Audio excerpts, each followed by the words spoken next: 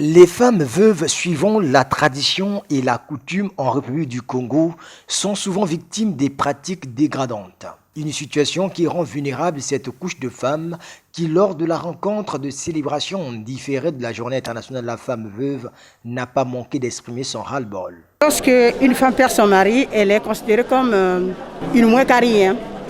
La belle famille a même le temps de chosifier. Et il y a des pratiques telles que le boutoutou et autres. C'est pas normal.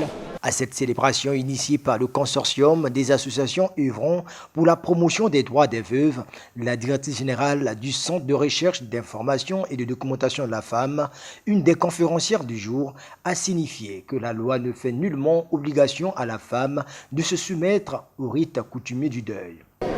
Le deuil, c'est quelque chose de facultatif.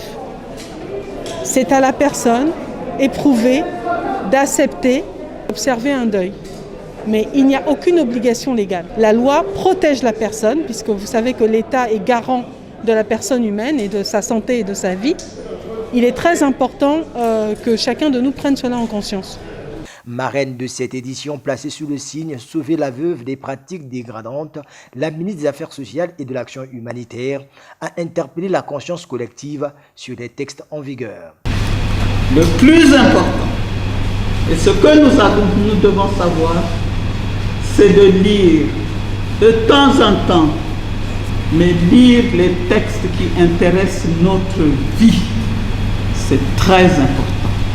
La célébration de la Journée internationale des veuves à Brazzaville a été marquée par la remise des vivres et non-vivres au consortium de ces associations par la ministre des Affaires sociales, Antoinette Ndinganzondo.